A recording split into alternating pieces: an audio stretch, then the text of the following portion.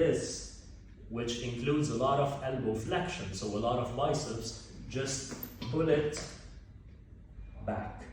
So you're doing more shoulder extension, less elbow flexion.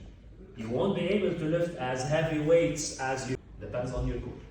Now, let's go for the lats. When you go for the lats, you can either have this grip or this grip. What's the difference? First, in order for you to benefit the most, remember, this is free weight, so you're challenging the gravity, right? So you need to pull the weight as much vertically up as you can, okay?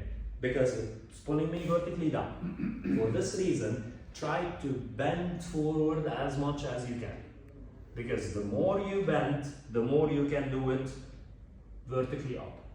So the more you can benefit from the exercise. But in order to do that, you need a strong core.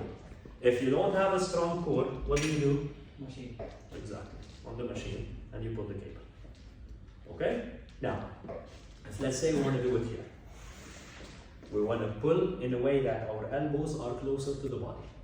Now, if we have a pronated grip, it's harder. Because you need strong forearms.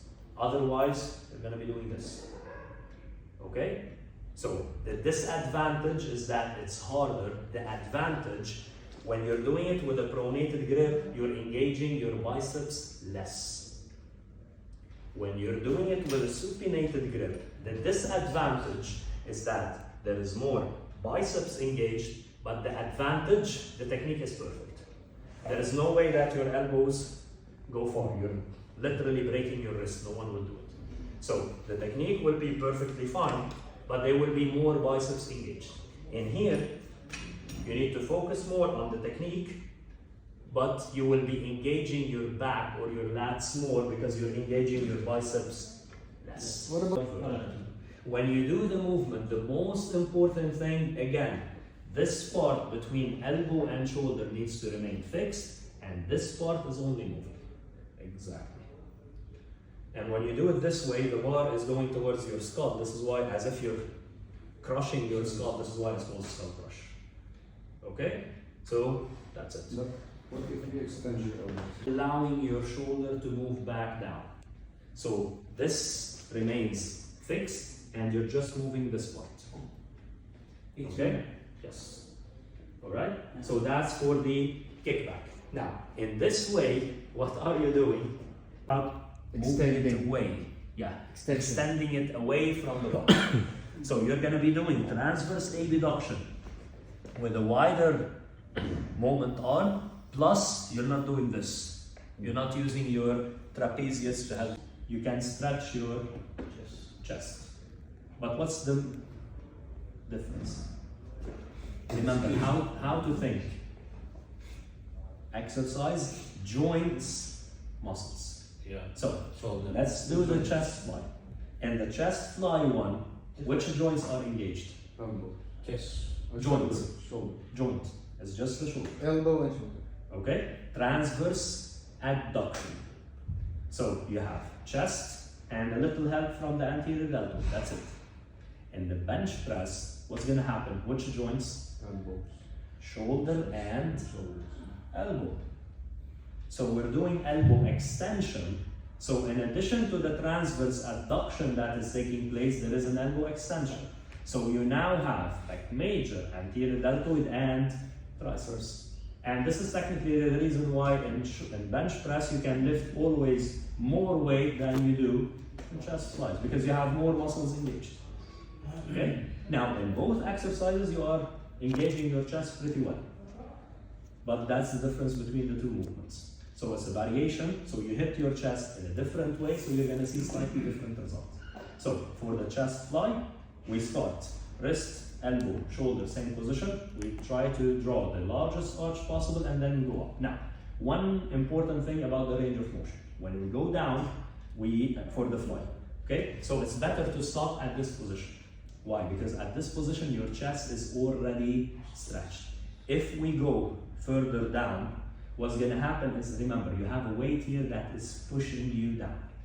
So when the muscle is extremely stretched, it's not gonna be able to work properly.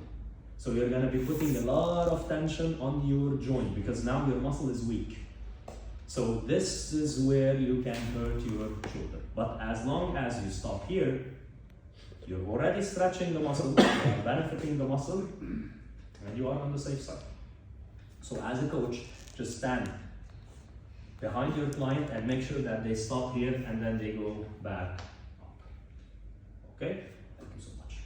Position that allows you to do the movement in an efficient way. Exactly. So notice how many trials we're doing until we reach the point. Now we're doing it perfectly. Okay? So the only challenge is to get to this position. So here's what I'm gonna ask you. Just move your, okay? Just sit on the bench, please. Okay? Just have one leg forward. Okay? And this is where your forward leg needs to be. So now I want you to stand up and keep your foot in this exact same spot. Okay? Now this is where you can put your leg on the bench and you have a stable position to do the exercise. Okay? So instead of doing several trials, just simply sit on the bench, move your leg forward and just stand up. You got your stable position. Okay? In here, you're mimicking the squat. It's literally the same. So, if you have the weight in here, it's a front squat, your back will be more straight, so farther away from your knee, so more quads. If you have your weight on your back will be slightly forward, so closer to your knee, farther away from your hip, so less quads, more glutes. Okay? If you are not comfortable having the weight or the bar on your shoulders, in this way, you can simply grab the dumbbells and do the movements. Alright? Thank you so much. Until it reaches the position, I use my elbows to go up. I do the exercise. When I'm done, I have it on the floor.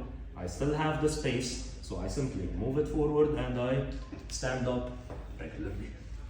Okay? Always remember, safety comes first. Or you stretch your hamstrings so you engage your hamstrings more. So if you want to have more hamstrings engagement, you move your feet forward. If you want to keep it glute focused, just keep your feet in a 90 degrees angle at the level of your knee. And just go all the way down for a full range of motion, all the way up. Now, one more thing, or one last thing. Try to have your neck forward. Okay? When you have your neck forward while doing the exercise, you stop engaging your back, so you engage your glutes furthermore. Okay? So when you lift up, yes. Okay? So go for a full lock, but keep your neck forward. If you have your neck backward, while going up, you might be using your back. So to prevent any use of the back, keep your neck forward, you stop using your back, so you put all tension on your glutes. Alright? Thank you so much. This needs to be stable. Okay? If it's light in weight, whenever the client goes up, it might slide backward and the client might fall. Number two, to make sure that your client will not fall, it's always better to have your entire upper back on the bench. So can you move? Yes. Okay? So now it's much safer. Remember, always safety first. So make sure that your upper back is entirely on the bench. It's not to engage your glutes more, it's to be safer, to make sure that your client will not fall. So from this position, what do? You simply go down, okay, and up. So what are you doing? Again, hip extension. Okay, so you're increasing the angle. In here, the most important thing is to do it fully all the way up. Okay, so squeeze your glutes up because this is where you are benefiting the most. Hip. Or we're doing hip extension. So the angle was like this. When we moved up, it's now 180, so we increased the angle, so hip extension. Now, imagine with me the following. If the client in this position has a weight, like a bar, okay? When your client goes up, what's gonna happen to the bar? The bar will not be elevated vertically up, it's gonna go diagonally up. Okay? So when we are in the upward position, if the client is holding the bar here, if he relaxes his arms, what's gonna happen to the bar? It's gonna go towards the face. So technically we're not lifting